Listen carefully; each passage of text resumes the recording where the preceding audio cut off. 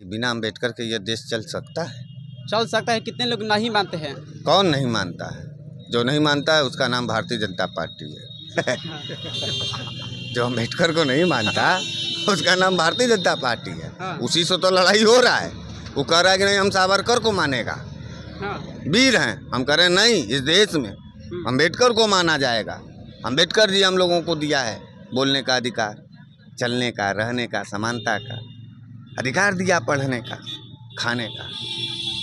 जमीन पे बैठाए जा रहे थे लोग हजारों साल से, जाति के नाम पर उत्पीड़न किया जा रहा था। किसने बचाया हम लोगों को? किसने ला करके बराबरी में खड़ा किया? अम्बेडकर जी। अम्बेडकर जी ने। तो हम अम्बेडकर के लिए लड़ेगा। अम्बेडकर हमारे लिए लड़ा, हम अम्बेडकर के लिए लड़ेगा। जाके कह देना बिहार में कि जरा सा भी भाजपाइयों से डरने की ज़रूरत नहीं है। जब ये सब आवे तब तुरंत अम्बेडकर जी का तस्वीर लेके जाओ, तुरंत वो सब डर के भाग जाएंगे। संविधान और अम्बेडकर जी हमारे तुम्हारे गरीब गुरबों का दो ऐसा हथियार है ना कि जैसे ही निकालोगे हाथ से तुरंत वो सब भागेंगे, एकदम बड़ी तेज भागेंगे। कुकुर को देखो, डरा हुआ कुकुर देखे हो कभी? देखे हो कि नहीं?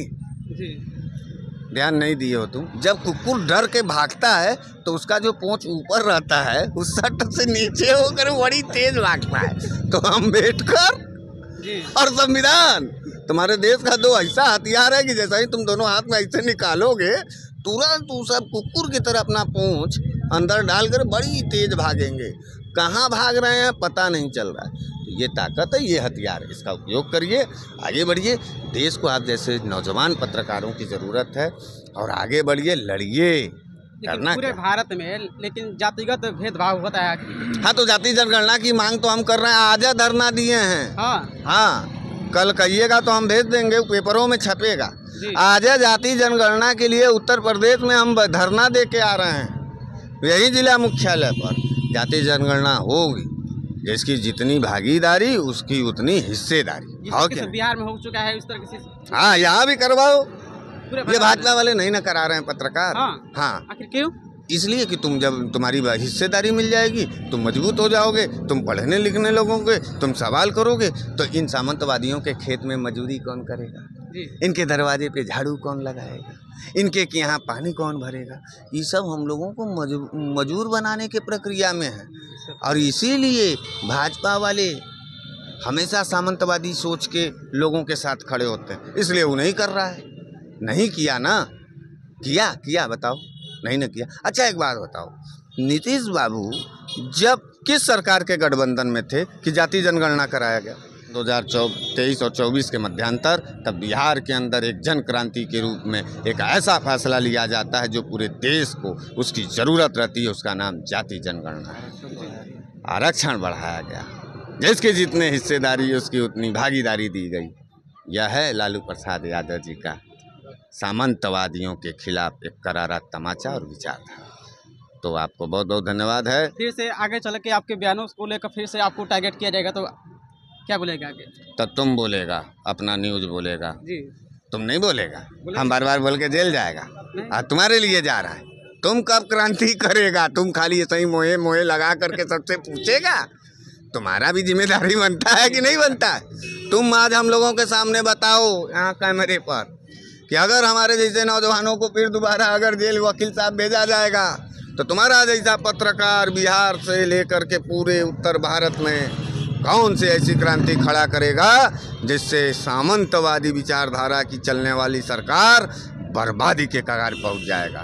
तुम नहीं लड़ेगा बार बार हम, मार खाएगा बार बार हम, तुम मलाई खाएगा। ये नहीं चलेगा। तुम लड़ेगा, तुमको भी लड़ना है, हमको भी लड़ना है और लड़ करके ही जीत साबित करना है। मुझे उम्मीद है कि आपके साथ साथ आपके पूरे बिहार की सम्मानित जनता हम लोगों के इस लड़ाई को आगे बढ़ाएगा और समझेगा। डरना नहीं, झुकना नहीं। जाते जाते क्या संदेश दीजिएगा? जाते जाते ही संदेश देगा कि देखो बाबा साहब ने क्या कहा था। बाबा साहब ने कहा इस देश के नौजवानों को कि शिक्षा वो शेरनी का दूध है जो जितना पिएगा वो उतना दहाड़ेगा।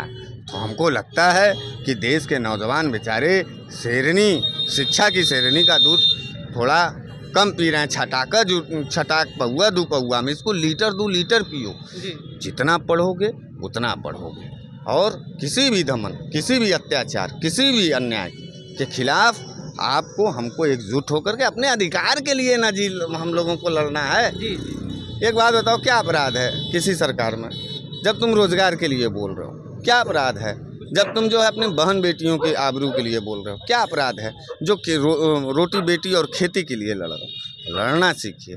इस देश में बच्चा भी जो छोटा रहता है ना, जब से तक वो रोता नहीं है उसको माँ दूध नहीं पिलाती। तो इसलिए मैं सबसे ये कहना चाहता हूँ कि पुलिस से, सरकारों से जब जब जनता डरी है तब तब अतड़ियों से खून निकाला गया है। जिंदा रहने के लिए लड़ना जरूरी है। इसलिए संविधान को पढ़िए, अपने अधिकारों को जानिए और अपने अधिकारों के लिए लड़िए। किसी राजनीतिक दल और किसी राजनीतिक नेता के लिए मत लड़िए। बहुत बहुत धन्यवाद, आप जो कीमती समय दिए।